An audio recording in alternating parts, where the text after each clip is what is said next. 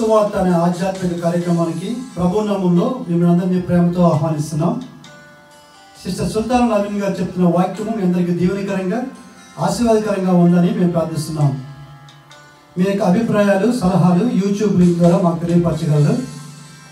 మీలో ఎవరికైనా ప్రార్థన అవసరం ఉన్నట్లయితే స్క్రీన్పై కనిపిస్తున్న మొబైల్ నెంబర్కి మీరు ఫోన్ చేసినట్లయితే మీ కొరకు మేము ప్రార్థన చేస్తాం. ప్రభు మిమ్మల్ని దీవించుగాక.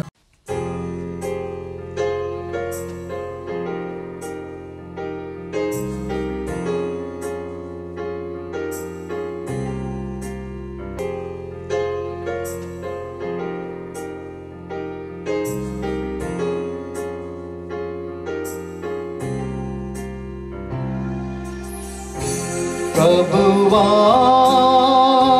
నా దేవా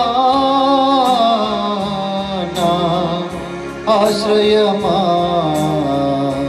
నా కేడెమా ప్రభువా నా దేవా నా ఆశ్రయమా కేడెమా పరిశుద్ధుడవని కీర్తనీయుడవని ఘనపరచెదను నీ నామమును. పరిశుద్ధుడవని కీర్తనీయుడవని ఘనపరచెదను నీ నామమును. ప్రభువా నా దేవా నా ఆశ్రయమా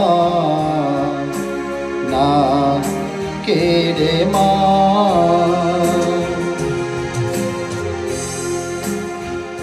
దూత సేరపులే నిన్ను పరిశుద్ధుడని కీర్తించగా దూత సేరపులే నిన్ను పరిశుద్ధుడని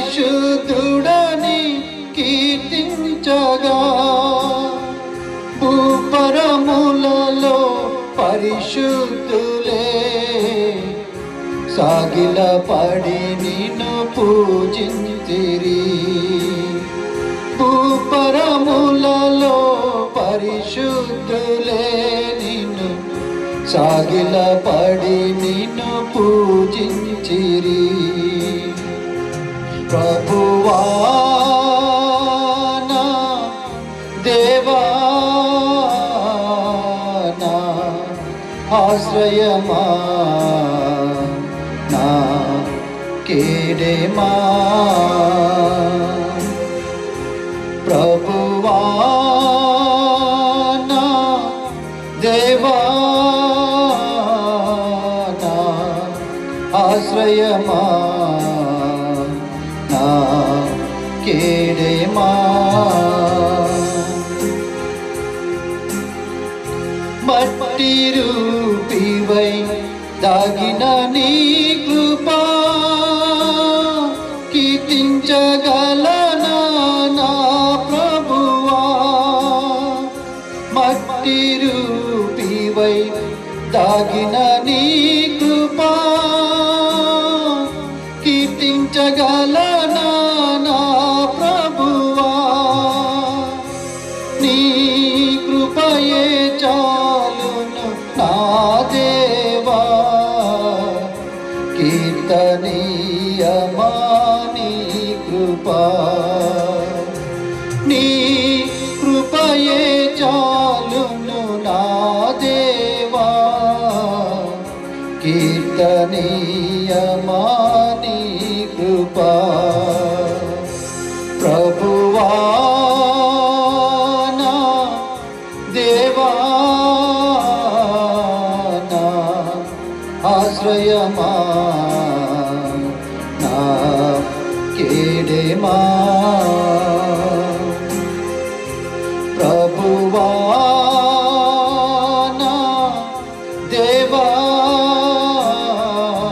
నా ఆశ్రయమానా కేడేమా పరిశుద్ధుడవని కీర్తనీయుడవని గణపరచెదన్ని నామము పరిశుద్ధుడవని కీర్తనీయుడవని గణపరచెదను నీ నామమును ప్రభువా నా దేవా నా ఆశ్రయమా నా కేడెమా ప్రభువా నా దేవా నా ఆశ్రయమా నా కేడెమా నా ఆశ్రయమా నా కేడెమా.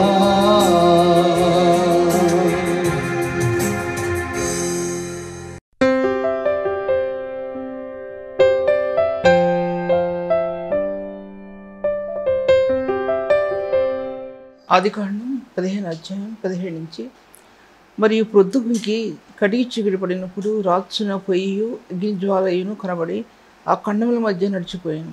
ఆ దినమందు యెహోవా ఐగుప్తు నది మొదలుకొని గొప్ప నది అయిన యూఫ్రటీస్ నది వరకు ఆ దేశమనగా కెనీయులకును ఖనిజీయులను కద్మోనీయులను హిత్తీయులను పెరిజ్జీయులను అలాగ రెఫాయిములను అందరితో అబ్రహాంతో దేవుడు నిబంధన చేశాడు.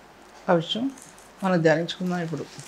ఎందుకంటే మొట్టమొదటి వాక్య భాగంలో ఐగుప్తులో ఇశ్రాయేల్ ఎలా కట్టబడింది అనే విషయాన్ని 2 మాటలు మాట్లాడుకున్నాం.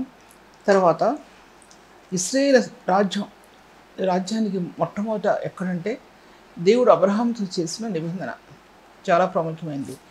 అది 15వ అధ్యాయంలో ఆదికాండంలో రాయబడి ఉంది. దాని పైభాగంలో చూసినట్లయితే కనుక తర్వాత ఆయన్ని కూడా తెలుసు కదా, 9వ వచనంలో 3 ఏండ్ల పెయ్య, 3 ఏండ్ల మేక, 3 ఏండ్ల పొటేలు, ఒక తెల్ల గువ్వను, ఒక పావురు పిల్లను, వాటి ఖండాలని నడుము ఖండించినప్పుడు పక్షులను అతడు ఖండింపలేదు.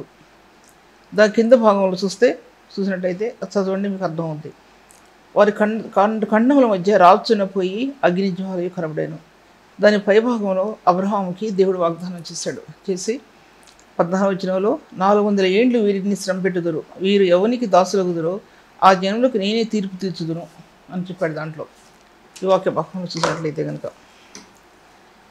ఈ వాక్య భాగంలో మనం చెప్పగలిగేది ఏంటంటే ఇశ్రాయేలు దేశం రాజ్యం ఎలాగ మూలం అనే విషయం అబ్రహాంకు వాగ్దానం చేయబడినటువంటి ఆ స్థానం అది. అబ్రహామునకు వాగ్దానం చేయబడినటువంటి స్థానం అది. దాంట్లో ఆ ప్రభు యొక్క నిబంధన శిలువ కార్యం అనేది అందు దాచిపెట్టబడి ఉంది. ఆ ఖండముల మధ్య రాచున్న పొయ్యి అగ్ని జ్వాల కూడా రాచున్న పొయ్యి, ఆ శిలువ అనేది రాచున్న అగ్ని జ్వాలలోవి. ఇశ్రాయేలు దేశం రాజ్యం ఏర్పడిన తర్వాత మొట్టమొదటిగా ఇశ్రాయేలు దేశం ఏర్పడటానికి మీకు అందరూ కూడా తెలుసు కదా, ఎన్ని డీటెయిల్గా చెప్పే అవసరం లేదు. సంఖ్యాకాండం 13వ అధ్యాయంలో వాళ్ళు తిరుగుబాటు చేసినప్పుడు తిరిగి వాళ్ళు అరణ్య మార్గం గుండా వాళ్ళు వెళ్ళినట్టు చూస్తాం. ఆ చుట్టూ ప్రయాణం చేసినప్పుడు దేవుడు ఇశ్రాయేలు దేశం ఏర్పరచడానికి 40 సంవత్సరాలు దాంట్లో పెద్దలను ఉన్నవారు చనిపోయారు. దాంట్లో యవనస్తులు నిలబడ్డారు. అక్కడ యవనస్తులకి ఎందుకు దేవుడు నిర్గమకాండం 24వ అధ్యాయంలో నీలకాంతమయమైన ఆ యొక్క సింహాసనం నిలబడిందంటే ఆ దేవుడికి ముందే తెలుసు. ఎందుకంటే ఈ యవనస్తులు ఆ దేవుని చూచి బలర్పించి బలిపీఠం కట్టి అక్కడ ఎవరు కూడా చనిపోలేదు. అక్కడ యవనస్తులకి తను కనబరుచుకున్నాడు అక్కడ. ఎందుకంటే ఆయనకి ముందే తెలుసు ఆ సంగతి అనమాట. తెలుసు ఎలా తప్పిపోతారో వీళ్ళందరూ అనేది. తర్వాత ఆయనకు సిలువ అనేది రాచున్న పొయ్యిలాగా ప్రపంచ దేశాన్ని రాజబెట్టిందన్నది. వీళ్ళు తిరిగిన ప్రదేశాలు, తిరిగిన రాజ్యాలు అవన్నీ కూడా అన్ని స్థలాల్లో కూడా ఆ సిలువ అనే యొక్క జ్వాలలు కొత్త నిబంధన సిలువకు ముందుగా గుర్తుగా ప్రభు అబ్రహాముకి చూపించాడు. అది చూపించి నిబంధన చేసి ఈ ఇశ్రాయేలీయులు ఎవరికి దాసులవుదురో అక్కడ నేను కానానీయులను, పెరిజ్జీలను, తర్వాత అమోరీలను, గిర్షాషీలను ఆయనందరినీ కూడా నేను మీకు ఇస్తానని వాగ్దానం చేస్తున్నాను. 4 సంవత్సరాల తర్వాత వాళ్ళు తమ స్వదేశానికి వస్తారు. ఎందుకంటే వీళ్ళు దీంట్లో చదవండి, దాంట్లో 400 సంవత్సరాల తర్వాత 14 వచనం, 400 ఏళ్ళు వీరిని శ్రమ పెట్టుదురు, వీరు ఎవరికి దాసులగుదురో ఆ జనంలోకి నేనే తీర్పు తీర్చుదును, తర్వాత వారు మిక్కిలి ఆశతో బయలుదేరి వచ్చుదరు అని రాశాడు. దాంట్లో చెప్పబడింది వాక్యం. నువ్వు వృద్ధాప్యం, నీవు క్షేమంగా నీ పితరుల యొద్దకు పోయేదవు, మంచి వృద్ధాప్యముందు పాతి పెట్టబడేదవు. అమోరీల అక్రమం ఇంకనూ సంపూర్ణం కాలేదు కనుక నీ 4వ తరం వారు ఇక్కడికి మరల వచ్చేదారు అని చెప్పాడు దేవుడు అక్కడ. అది ఇశ్రాయేల్ రాజ్యానికి ముంగుర్తు. అది ముంగుర్తు ఏంటంటే అబ్రహాము వాగ్దానం గుర్తు. దాని కింద భాగంలో ఒకటి చెప్పాడండి ఆయన, ఏంటంటే ఆదినమందే యెహోవా ఐగుప్తు నది మొదలుకొని గొప్ప నది అయిన యూఫ్రటీస్ నది వరకు అని రాయబడింది. దాంట్లో వాక్యభాగంలో చూసినట్లయితే కనుక ఎన్నో సత్యాలు ఇందులో దాచిపెట్టబడి ఉన్నాయి. ఒక దాంట్లో నేను రాసుకున్నాను కానీ కాగితం కనబడలేదు. ఈ వాక్యభాగంలో చూసినట్లయితే కనుక అబ్రహాంకి కనబడినటువంటి ఆ దర్శనం తర్వాత యోసేపు దాసుడికి అమ్మబడటం, కొన్ని సంవత్సరాల తర్వాత యోసేపు దాసుడికి అమ్మబడ్డాడు. అక్కడ అమ్మబడినప్పుడు అక్కడ దేవుని వాక్యం నెరవేర్చబడింది. ఐగుప్తు నది మొదలుకొని అని రాయబడింది అక్కడ. ఐగుప్తు నది మొదలుకొని అంటే ఐగుప్తు నది అనగా నైలు నది. అది ప్రపంచంలో చాలా పెద్ద పొడవైన నది. అది దాని యొక్క పొడుగు 6,695 కిలోమీటర్స్. ఆ నైలు నది యొక్క పొడుగు. దానిలో 11 దేశాలు ఉన్నాయి. అంటే ఒకటి హత్తుకుని ఉన్నాయి. ఆ దేశాలన్నిటికి కూడా ఆ నైలు నది నీళ్లు సరఫరా చేస్తుంది. అది చదివాను నేను, ఇది ఉట్టి మాటలు కాదు. ఆ నైలు నది యొక్క పొడుగు కూడా చెప్పాను, 6,695 కిలోమీటర్లు. ఆ ప్రదేశం ఏంటంటే అక్కడికి యోసేపు అమ్మబడ్డాడు. ఇష్మాయేలులకు తీసుకెళ్ళి అమ్మేస్తే ఇశ్రాయేలు తీసుకెళ్ళి ఐగుప్తులో అమ్మేశారు. అతను తీసుకెళ్ళి అమ్మేశారు. దాని తర్వాత అందరూ కూడా తెలుసు, ఈ వాగ్దానం నెరవేర్చబడాలి. అబ్రహాముకి ఇచ్చిన వాగ్దానం నెరవేర్చబడాలి. ఆదికాండం 7వ అధ్యాయం 9-10 నుంచి దేవుడు అతని తోడయుండి అతని శ్రమలన్నింటిలో నుండి తప్పించి దయను జ్ఞానమును ఐగుప్తు రాజైన ఫరో ఎదుట అతనికి అనుగ్రహించినందున అని రాయబడింది. అపోస్తల కార్యాలు 7వ అధ్యాయం 9-10 వచనం. అంటే యేసు గురించి ఎన్నో విషయాలు చెప్పాను కాబట్టి నేను ఆ వేలోకి వెళ్ళలేదు. ఇప్పుడు నేను ఆ మార్గంలోకి వెళ్ళలా. దేవుడు ఒక యవనస్తుని, ఒక జ్యూ అని రాయబడి ఉంది బైబిల్ గ్రంథంలో. ఐగుప్తు దేశంలో యూదుడైన పడుచువాడు అనే దానికి ఒక జ్యూ అని రాయబడింది. ఒక జ్యూ యవనస్తుడు అని పేరు ఈ ఎన్ని దేశాలు ఉన్నాయో అన్ని దేశాల్లో కూడా మళ్ళీ మెసేజ్ చెప్తాను. అన్ని దేశాలు దాంట్లో ఈజిప్ట్ ఉంది, సోదం ప్రదేశం ఉంది. తర్వాత అబ్రహాంకి కెతురా సంతతికి వాగ్దానం చేసినటువంటి ఆ దేశం ఉంది. దాని పేరు నాకు జ్ఞాపకం రావట్లేదు. ఇథియోపియా ఉంది. నేను నోట్ చేశాను కానీ 11 దేశాలు నోట్ చేశాను. మళ్ళీ మీకు నేను నెక్స్ట్ క్లాస్లో ఆ దేశాల గురించి చెప్తాను. నేను అంతమంది అన్ని దేశాలు ఈ నైలు నది మీద ఆధారపడి ఉన్నాయి. ఆ నైలు నది మీద ఆ దేశాలన్నీ కూడా ఆధారపడి ఉన్నాయి అన్నమాట అర్థం. అంటే ఒకదాని పక్క ఒకటి ఉన్నాయి దాంట్లో. ఈ యొక్క యేసేపు యొక్క జీవిత విధానంలో నాకు అర్థమైంది ఏంటంటే అబ్రహాంకి ముందుగానే వాగ్దానం దేవుడు చేశాడు. ఒక వ్యక్తిని పంపిస్తాను ముందు, యేసేపు దాసుడుగా అమ్మబడతాడు దాంట్లో అని చెప్పినప్పుడు, ఇతను పంపించినప్పుడు దేవుడు ఎటువంటి శ్రమల్లో నుంచి అతను వెళ్ళాడంటే ఆ శ్రమల తర్వాత అతనికి ఇచ్చిన ఆశీర్వాదం చాలా ఉన్నతమైన ఆశీర్వాదం. అపోస్తల కార్యాలు 7వ అధ్యాయం 9-10లో దయను జ్ఞానమును చూడండి. అతని శ్రమలన్నింటిలో నుండి తప్పించి దయను జ్ఞానమును అన్నాడండి. అక్కడ దయ చూపించాడు దేవుడు ఫరో ఎదుట. ఫరోకి దయ పుట్టించాడు. దేవుని దయ కలిగింది అక్కడ. అంతేకాకుండా జ్ఞానం, ఆ దయ కాకుండా జ్ఞానం విస్తరించింది తన హృదయంలో. అతీతమైన జ్ఞానం విస్తరించినట్లు మనం చూడగలం. ఫరో కళలన్నిటికి కూడా అతనికి జవాబిస్తాడు. అప్పుడు అంటాడు ఫరో, ఇతని కంటే జ్ఞానం కలిగిన వాడు కింద చదవండి, ఇతని కంటే జ్ఞానం కలిగిన వారు ఎవరైనా ఉన్నారా? ఇతన్ని ఫరో తర్వాత అతని స్థానం తర్వాత ఇతని స్థానాన్ని హెచ్చించి ఫరో అంతటి వానిగా హెచ్చించి ఐగుప్తు దేశమంతటిలో కూడా అతను అధికారిగా నియమించాడు అని రాయబడి ఉందండి. అప్పుడు ఈ యొక్క జ్ఞానం, ఎటువంటి జ్ఞానం యేసేపుకి ఇవ్వబడిందంటే, ఈ జ్ఞానం మామూలు జ్ఞానం కాదండి. అతనికి ఇవ్వబడిన జ్ఞానం ప్రజ్వరిల్లింది, దేశాలు కూడా ప్రజ్వరిల్లింది ఇతని జ్ఞానం. నైలు నది చుట్టూ ఉన్నటువంటి దేశాల్లో ఈ జ్ఞానం ప్రజ్వరిల్లిందండి. ఎంతోమంది ఇతర దేశస్తులు ఈ కరువుకి ధాన్యం కొనుక్కోవటానికి యేసేపు దగ్గరికి వచ్చారు. ఎంతమంది యేసేపు దగ్గరికి వచ్చారంటే అంతమంది యేసేపు దగ్గరికి వచ్చారు. వచ్చి ఐగుప్తు దేశానికి వచ్చి ధాన్యం ఎవరు ఇతని పరిచయవాడు ఎవడు, ఇతను ఎవడు, అతనిలో ఉన్న రూపం కానీ, అతనిలో ఉన్న సౌందర్యం కానీ, అతనిలో ఉన్న గుణగణాలు కానీ ప్రజ్వలిస్తూ ఉన్నాయి. ఎవరితను అని ప్రశ్న దేశాలు కూడా ప్రకటించబడిందండి. కారణం అతని యూదుడు అనేటువంటి యేసుక్రీస్తు ప్రభు యొక్క స్థానాలు ఈ యొక్క యేసేపులో ఏ విధంగా చూపించబడుతున్నాయో, ఇతని యొక్క జీవిత విధానం, ఇతని యొక్క పరిశుద్ధ లక్షణాలు, పరిశుద్ధమైన గుణగణాల్లో జ్ఞానం ప్రకాశించిందండి. అది నేను చెప్తున్నాను. ఒక వ్యక్తి పరిశుద్ధ జీవితంలో జ్ఞానం ప్రకాశిస్తుందండి. పరిశుద్ధ గుణగణాల్లో జ్ఞానం యొక్క రేణువులు అందులో కనపడతాయి. పరిశుద్ధత లేకుండా పాపపూరితమైన హృదయంలో జ్ఞానం కనపడదండి. అది ఈ లోక సంబంధమైన జ్ఞానం. ఈ లోక సంబంధమైన జ్ఞానం దేవుని యొక్క నియమాన్ని కానీ, దేవుని యొక్క నీతిని కానీ నెరవేర్చదండి. ఈ లౌకికమైన జ్ఞానం కానీ, ఈ లోక సంబంధమైన జ్ఞానం కానీ, లేకపోతే మరో విధమైన జ్ఞానాలు కానీ, ఆ జ్ఞానాలు దేవుని నీతిని బాహ్యంగా ఇప్పి చెప్పలేవు.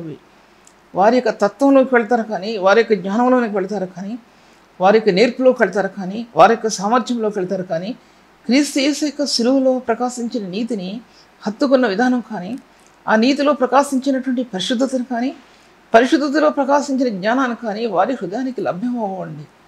ఎంతోమందిని చూశాను నేను. క్రీస్తుని నేరుగా చూపించవలసిన హృదయం, క్రీస్తు సిలువను నేరుగా చూపించవలసిన హృదయం, క్రీస్తు సిలువ శక్తి చేత చూపించబడి ప్రకటించబడవలసిన వారి అంతరి జీవితం, సేవా జీవితం క్రీస్తుని పక్కన పెట్టి చుట్టూ ఉన్న వాటిని వెతుక్కుంటూ వెళ్తారండి. ఎర్ర సముద్ర మార్గం గుండా వెళ్తారు. ఎర్ర సముద్ర మార్గం గుండా, అరణ్య మార్గం గుండా వెళ్ళిన వారికి ఇవి అసలు ఆత్మకి బహుకరించబడవు. క్రీస్తు హృదయంలో కల్వరి సిలువ అనుభవంలో నీ ఆత్మ నడవకపోతే, అందులో నీ ఆత్మ ప్రయాణం చేయకూడకపోతే, అందులో మహిమాయుక్తమైన ఆనందం నీ ఆత్మకు అందదు సరికదా. క్రీస్తు మహిమను నువ్వు నీ ఆత్మ చూడలేదు అనే విషయాన్ని నేను మీతో మాట్లాడుతుంటున్నాను. నేను అటువంటి స్థానాన్ని ఎంతోమంది మర్చిపోయారండి. సేవకులు మర్చిపోయారు. వాక్యం చెప్తుంటే వాక్యం చెప్తారు సరే, అక్కడ క్రీస్తు ఉండడు, పరిశుద్ధాత్మ దేవుడు ఉండడు. అసలు క్రీస్తుని గురించి బయలుపరచడమే వాక్యం, క్రీస్తు సత్యాన్ని గురించి వివరించడమే వాక్యం యొక్క దర్శనం. అది ఒక వ్యక్తి హృదయంలో, ఒక సేవకుని హృదయంలో ఉండవలసిన తీరు అది అన్నమాట అర్థం. చూసినట్లయితే కనుక యేసేపులో ఎటువంటి దయ కలిగిందంటే దేవుని దయ కలిగింది. దేవుని దయ ఫరోకు కలిగింది, ఫరో దయ యేసేపుకు కలిగింది. ఈ దేవుని యొక్క దయలో యేసేపు నిలబడ్డాడండి. అందుకోసం ఆ దయ అతన్ని ఉన్నతమైన స్థలాలను ఎక్కింపజేస్తుందండి.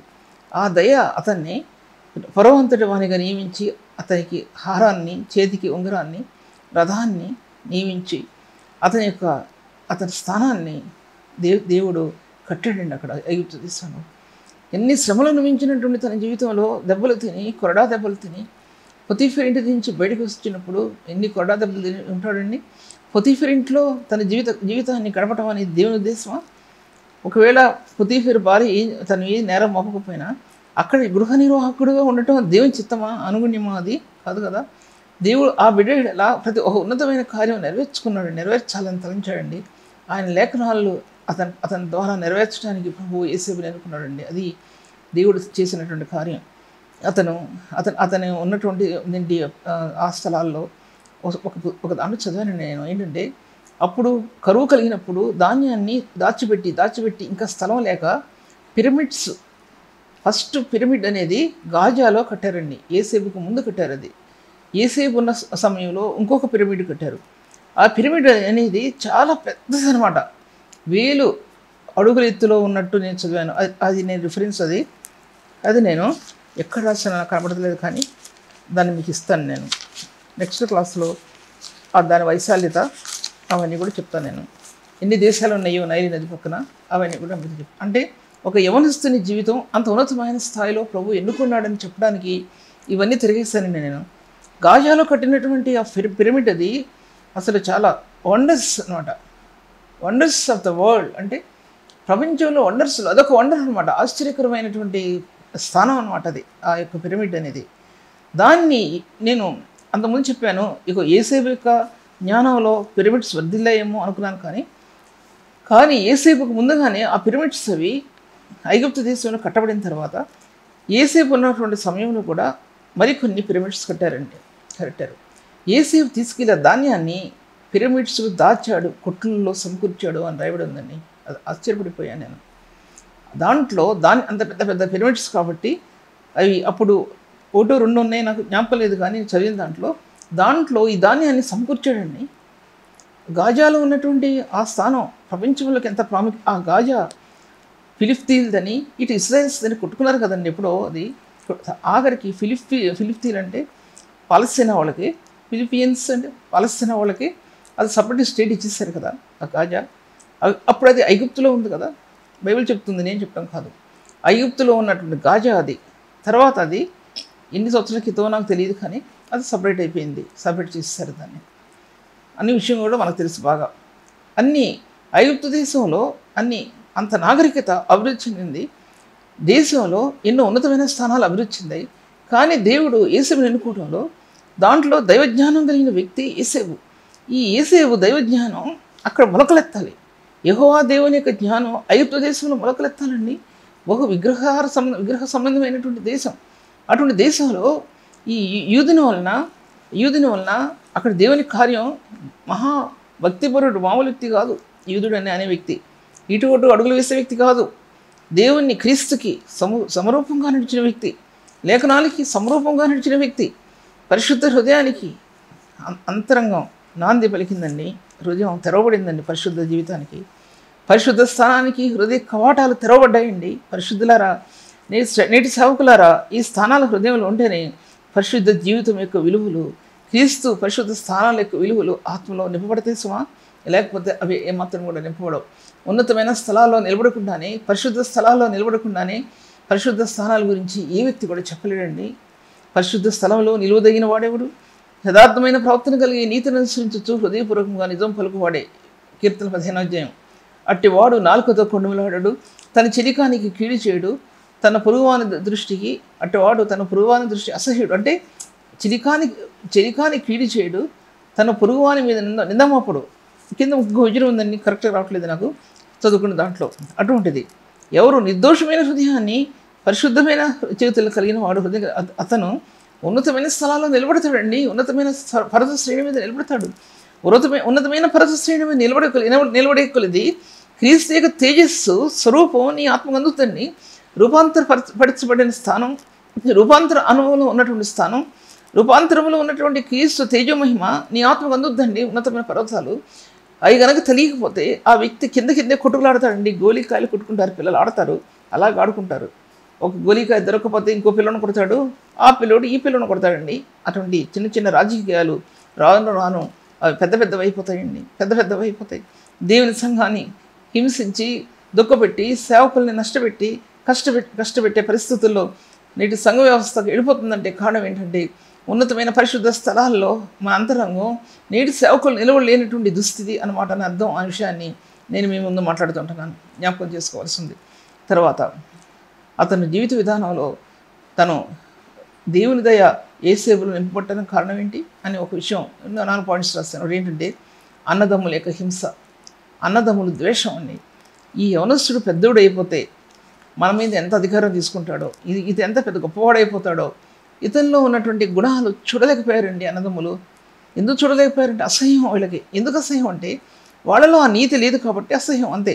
తర్వాత అతను ఎంతో బతిమలాడుకున్నాడు అన్నదమ్ముల్ని. అది ఆదికాండంలో అది మాట్లాడుతుంటాడు. అన్నదమ్ములు ఆ మాటలు వింటారు. వాళ్ళతో మాట్లాడి ఎంత బతిమలాడుకున్నా సరే అని వినలేదు కదా, మనం వినలేదు కదా అంటాడు ఆ అన్నలో. అది లోపలికి పోయి గదిలోకి వెళ్ళి భయంకరంగా దుఃఖపడతాడు తను. అంటే అటువంటి ప్రేమ అతనిలో చూపించబడుతుందనే విషయం మీతో నేను మాట్లాడుతుంటున్నాను. అటువంటి ప్రేమ అతనిలో దాచిపెట్టబడి ఉంది. దాని తర్వాత పొతిఫెర్ ఇంట్లో పడిన నిందలో అతని హృదయం ఎంత దుఃఖపడి ఉంటుందండి, ఎంత దుఃఖం ఉంటుంది. ఆమె మీద ఒక్క నేరం మోపకుండా దెబ్బలు తింటూ బయటికి వెళ్ళిపోయాడు. అలా ఎంతమంది లేరండి, అలా ఎంతమంది లేరు. సేవలో స్థానాలు లేక, సేవలో స్థానాలు వాడపడక, దెబ్బల మీద దెబ్బలు కొట్టి బయటికి వెళ్ళిపోయినటువంటి తోలివేయబడినటువంటి పిల్లలు ఎంతమంది ఉన్నారు, సేవకులు ఎంతమంది ఉన్నారండి. వారి యొక్క జీవిత విధానంలో, వారి ఆర్థిక పరిస్థితుల్లో, వారి యొక్క ఉన్నత ప్రతి పరిస్థితుల్లో కూడా చేయూత ఇవ్వకుండా ఇక్కడ ఉన్నటువంటి వారు అధికారులు ఎంతమంది ఉన్నారండి. దీంట్లో ఏంటంటే యేసేపుకి ఎటువంటి స్థానం ఇవ్వబడిందంటే పొతిఫీరింట్లో గృహ నిర్వాహకుడుగా ఉన్నాడండి. కానీ అదేంటి ఐగుప్తు దేశం మీద అతను ఎలా ఉన్నాడంటే, దాన్ని ఏమంటారు, అతన్ని అడ్మినిస్ట్రేటర్గా ఉన్నాడండి. అడ్మినిస్ట్రేటర్గా అంటే ఒక గవర్నర్గా ఉన్నాడండి. అతను గవర్నర్ కింద లెక్క. అతను అడ్మినిస్ట్రేటర్ అంటే ఒక గృహ నిర్వాహకుడు మాత్రమే కాదండి. గృహ నిర్వాహకుడు మాత్రమే కాదు, దేశం యొక్క అనేకమైన పరిస్థితుల్లో నిర్వాహకుడు, రాజకీయంలో నిర్వాహకుడు, అనేకమైన జ్ఞానంలో అతడు గృహ నిర్వాహకుడు, రాజకీయ సంబంధమైనటువంటి అనేకమైన వాటి మీద గృహ నిర్వాహకుడు. అంటే దానిలో అడ్మినిస్ట్రేటర్ అతను. అది నేటి సంఘానికి అడ్మినిస్ట్రేటర్ అంటే అర్థం ఏంటంటే, నేటి సేవకుల్ని పరిపాలించడానికి అడ్మినిస్ట్రేటర్ అతను. అంటే అతనిలో అంత జ్ఞానం కూడా ఉంది. సేవకుల జీవితాల్లో ఆ కుటుంబాలకి ఆర్థిక పరిస్థితులు, ఆ కుటుంబాల్లో వాళ్ళు చదువుకునే విధానాలు, వాళ్ళ కుటుంబాల యొక్క క్షేమం, ఆ పిల్లల యొక్క క్షేమం, వారి పిల్లలు అభివృద్ధి చెందడానికి, వారికి చేయూతనివ్వటానికి, వారి ఉన్నతమైన స్థలాల్లో నిలబడటానికి కనికరం, దయ, దేవుని నుంచి పొందిన కనికరం నీ బిడ్డలు మాత్రమే కాదు, ఆ సేవకుడు, ఆ అడ్మినిస్ట్రేటర్ వాళ్ళ మీదే కాదు, తన పిల్లలు మాత్రమే కాదు, ఇతర పిల్లల మీద కూడా దయ చూపిస్తాడండి ఆ అడ్మినిస్ట్రేటర్ అతను. ఆ గృహ నిర్వాహకత్వం అటువంటిదండి.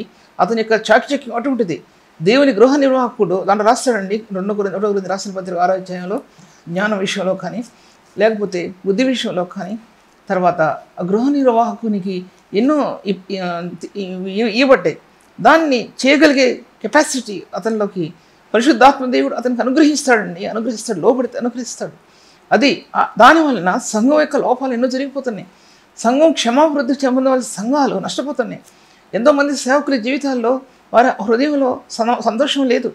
తమ బిడ్డలు శక్తిహీనులై, బలహీనులై, చదువు లేక, ఉన్నతమైన స్థలాలు నిలబడలేక తల్లిదండ్రులు వేదన పడుతున్నారండి. ఎందుకంటే కారణం ఏంటంటే, ఈ అడ్మినిస్ట్రేటర్గా ఉన్నటువంటి వ్యక్తులు కాకుండా ఉన్నతమైన స్థానాల్లో నిలబడలేక నేటి సంఘ వ్యవస్థ దెబ్బతింటుందనే విషయాన్ని నా హృదయానికి అనిపించిందండి. అంతే, ఇది ధ్యానిస్తుంటున్నప్పుడు. కానీ అతని యొక్క జీవిత విధానంలో ఉన్నటువంటి స్థానాలు, అతనిలో ఉన్నటువంటి ఉన్నతమైన అంతరంగంలో ఉన్న ఆ స్థానం ఎలాగ విస్తరించిందంటే, అతనిలో ఉన్నటువంటి గుణగణాలు, పరిశుద్ధమైన నీతి కలిగిన గుణాలు ఆత్మని విస్తరింపజేస్తాయండి. అంతరంగంలో నీతి కలిగిన పరిశుద్ధమైన గుణాలు లేకపోతే ఆత్మ కుంచుకుపోవటం అంటే అందులో దేవునికి స్థానం లేకుండా పోద్దండి. పరిశుద్ధమైన విలువలు అటువంటివండి, కళలు అటువంటివండి. ఆ పరిశుద్ధమైన కళల గుండా క్రీస్తు మహిమని ఆత్మకు అందుద్దండి. ఎంతమంది ఒక వ్యక్తి, అడ్మినిస్ట్రేటర్ అనబడిన వ్యక్తి చేత ఎన్ని సంఘాలు బలపడతాయండి, ఎన్ని కుటుంబాలు ఆశ్రయించబడతాయండి, ఎన్ని కుటుంబాలు దీవించబడతాయండి. అసలు ఆ యొక్క విలువైనటువంటి డబ్బు, చేతికి అందిన డబ్బు ఎంతమందికి చేజాపుతున్నాం, ఎంతమంది కాపర్లకి చేజాపుతున్నాం, బిడ్డల యొక్క జీవితాలకి చేజాపుతున్నాం అనే విషయం ఒకసారి మనం ఆలోచించామండి. కానీ ఇతని యొక్క యేసేపు యొక్క జీవిత విధానం 11 దేశాలలోకి వ్యాపించిందండి. 11 దేశాల్లో ప్రబలిందని అతని యొక్క అతని జీవిత విధానం, విలువలు, ఆ పరిశుద్ధమైన విలువలు. ఒక జ్యూ అనబడిన వాడు ఎటువంటి స్థానం నిలబడి ఉన్నాడో దేశాల్లో ప్రకటించబడిందండి అతని నీతి అనే విషయాన్ని నేను మీతో ఒక ధాన్యాన్ని కొనుగోలు చేసి దాచిపెట్టడమే కాదు, పంటను దాచిపెట్టడం మాత్రమే కాదు, పిరమిడ్స్లో తీసుకెళ్ళి ఆ పంటను దాచిపెట్టాడని చదివానండి నేను. అది చదవకుండా పబ్లిక్గా మీతో ఇటు మాట్లాడటం నాకు కుదరదు. అంత ఉన్నతమైన స్థానాలు ఇతనికి ఇవ్వబడ్డాయి. అందుకోసం విశ్వాసమునందు సద్గుణమును జ్ఞానమును అన్న సద్గుణాల్లో జ్ఞానం ఉందండి. ప్రేమ, పరిశుద్ధత, నీతి అనే సద్గుణాల్లో జ్ఞానం ప్రకాశించిందండి.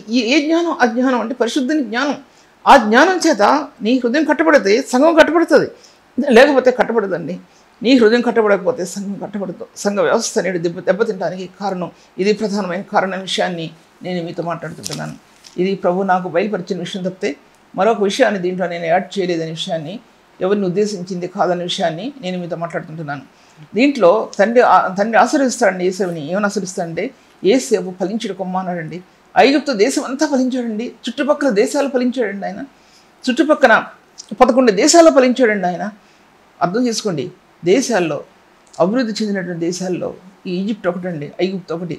ఈ ఐగుప్తు వెనక దేశాలు ఒకటి కాంటినెంటల్ స్టేట్స్ రాయబడి ఉందండి. అంటే ఒక్కొక్కటి కూడా ఒకదాన్నొకటి ఆనుకొని ఉన్నటువంటి దేశాలండి ఇవి దేశాలు.